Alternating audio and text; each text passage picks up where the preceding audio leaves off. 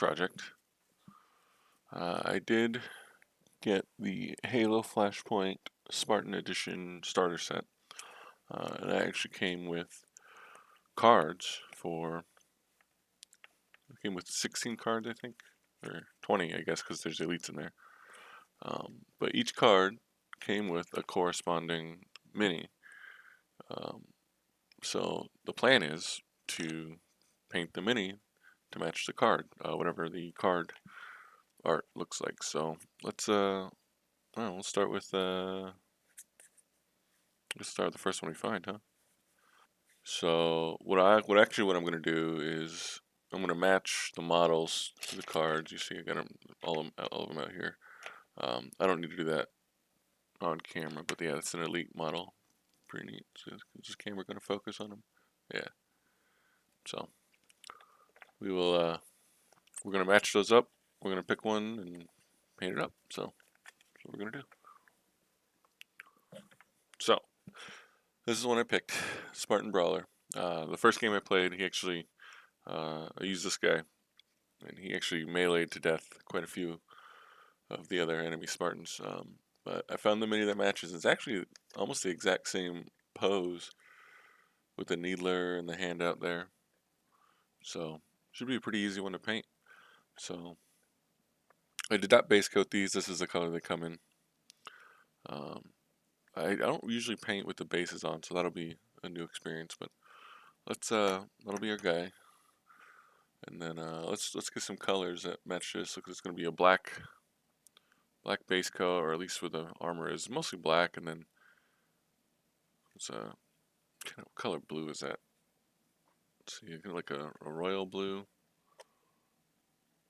for the base coat. Well, he's actually blue, I suppose. So I guess just for touch-ups, we'll get that one for touch-ups. We'll put that down there. He's got a yellow for his highlights. Kind of like a mm, warped yellow. Yeah, yeah, let's do it. Um, the black is really what I'm gonna need, like a black gray. We'll do just a matte black, and then we'll do like a gray liner or edge, whatever they call it. That'll be the first time I'm doing that, but let's try to make this look good. So looks like it got some weathering too on the armor. So um, yeah, well, and then the needler, we'll do the needler last. That's going to be some purples and some Covenant purple. So, but yeah, we'll start there. So I'm gonna put this card. I'm gonna have this off camera for reference. I'll look at it occasionally. Uh, an older brush, but I use a sable hair brush. This is a number 2. Um, I don't know, I forget the brand it is. I got it off Amazon about 2 years ago, but it's been the workhorse. Um, I have a wet palette, and I use the Army Painter Fanatic War Paint. Um, I have a little homemade mini thing. I'll just stick this on there. See how well that works. I need to scuff that up a little, but I'll stick it. We're not going to be too concerned about the base until we're done. So it's just some uh, poster putty or nailless poster tack. Well, we'll do the easy one first. Let's do the black. But yeah, so we just get the brush wet, and then we'll pull some water in to our black, and then looking at our card for reference. Sorry, a little too. All right, so we're gonna try to we're gonna speed this up a little bit. We're gonna get all of the black on there, and the black mostly is gonna be on the soft spots of the armor. So between the joints, anywhere that needs to be flexible, elbows, arms, on the shoes, we're gonna look at getting the toes and the ankle where that flexibility needs to be. And we're not too concerned with painting over the lines right now. We're really going to be focusing on getting some coverage on that black and trying to help define the chunks of this mini where we're going to want to put our color down. So again, focusing on the black, we're going to get the arms, torso, We're going to look at that reference card a little bit too. The helmet, I think, is mostly all black on the front, but the back of the helmet is actually blue. So I do have to check the card for that one there. The gloves, fingers, those are all black. Say we're getting that helmet right now, and we're not even too worried. We can always go back and add color, change color. So doesn't matter if we make a mistake too much right now. It's just getting paint on there. We're gonna come back and clean stuff up anyway. Black is a pretty standard base coat too, so worst case, if I miss a spot, it'll just show black, which ain't the end of the world. Especially when I'm trying to get in between the gun and the body there. It gets pretty difficult, but it's just my painting process. Originally, I had narrated over all this, but that video was about 2 hours long, so I figured doing a voiceover might be a little bit better. So yeah, we just had to go look at the reference card. We're picking some colors. I'm looking at the yellows I have, and I think I ended up landing on the Vallejo yellow. I have quite a few of the Army Painter Fanatic war paints, and they're great, but sometimes I still go back to the Vallejos just for the little bit more base colors, a little less complicated. You don't have to get that paralysis of choice. And again, we're just putting down the base colors. This yellow is pretty good coverage.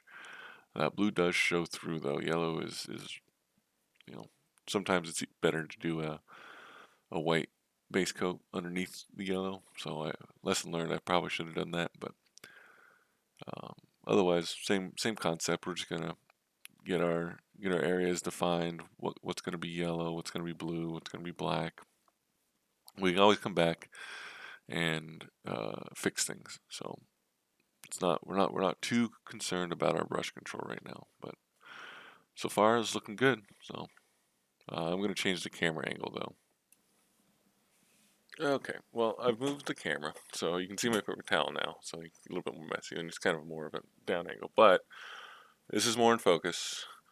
I can see what I'm doing, and that's going to make this come out a lot better. So I'm happy with it. It's been a minute. This is dried. Again, here's our reference, the Spartan Brawler, and here's our guy. So we're going to clean up this blue. I think royal blue is likely going to get a lot of use. These are all pretty blue. There are some greens, and so the blue team has cold colors. The red team has warm colors for their variants, oranges and pinks and yellows for the red, and teals and greens for blue. So we won't always be using this, but for this particular model we are. So put some of that on a wet palette, just a little bit, because we're just doing touch-ups. And honestly, I don't know if this is the right color, but it looks pretty much correct. So this is how it looks on our brush. This is the trick. You wipe it on your hand. I'm not big on that. Here, I put it on the base. I mean, that's pretty close. I mean, I could go a shade darker. You can see that. Let's try it. Do I have a shade darker? Was this vivid blue? Yeah, we have regal blue as our shade darker. So, let's try it. Let's put a drop on. Let me clean my brush. Oh, a little more. Alright. Good thing this is probably only use a drop. Oh, okay. Did I shake this up? I don't remember if I shook it. Probably not hard enough. It needs more.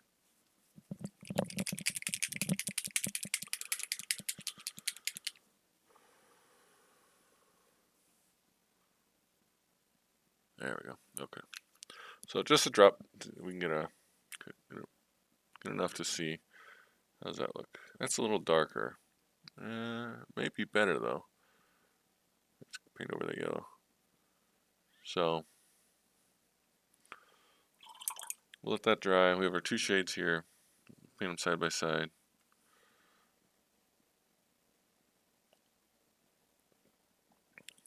the right on top. Yeah, he might not come across that well on camera. So this is a little bit lighter. This seems way more appropriate for color matching what the default color is. As that dries, yeah, it looks good. Alright, so we're going Regal Blue instead of Royal Blue. So we'll put this guy back in the rack. There's our guy. Alright, well, shake this up. Let's get a nice, a little bit more on the palette than what we started with. Okay.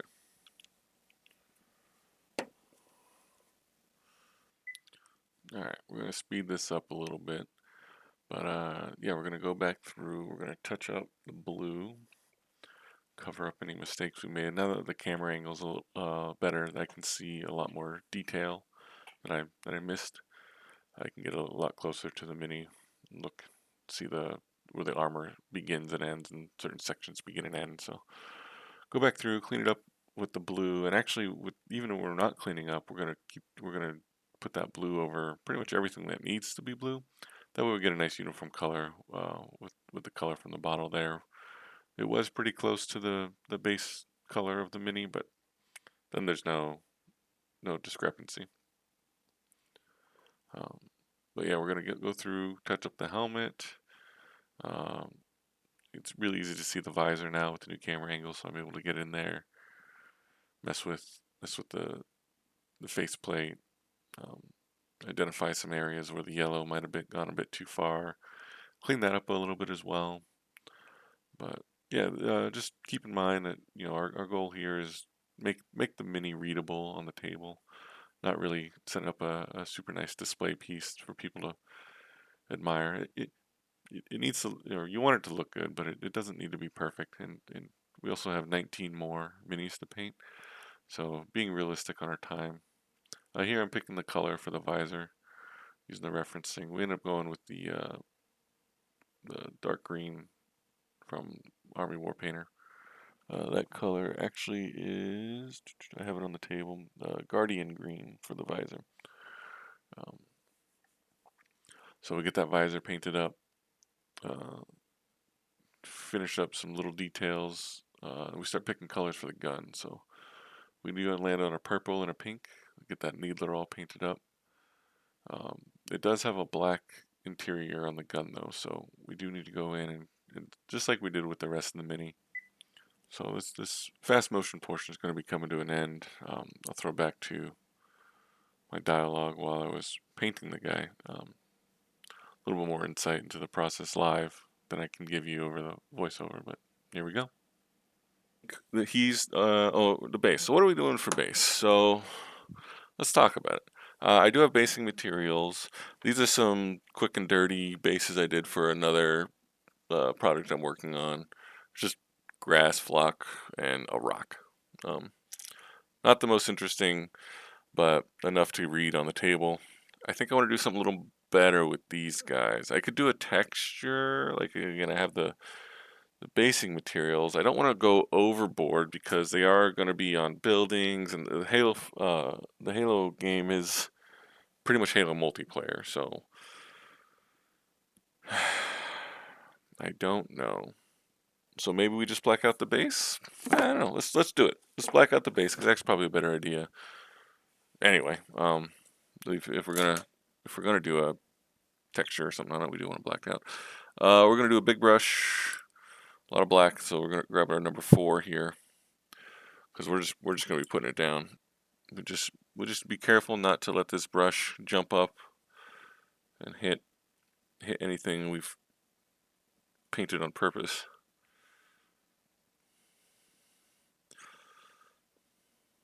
And we'll let that dry. So facing doesn't matter,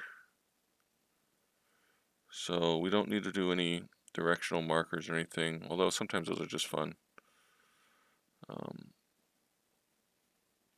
And then I don't worry too much about painting my little holder or the poster tack underneath, because the holder should get paint on it, and the poster tack I bought a 10 pack on Amazon for like $4. I got so much of that stuff. This stuff lasts forever. I don't have to replace it after every time. It just stays on there. This is the first one I put on there. It's been been on there for years. Um, but yeah, okay. Coverage, do another coat, but we might need another coat. But actually, black didn't turn out too bad. I mean, it's classic, but it's plain.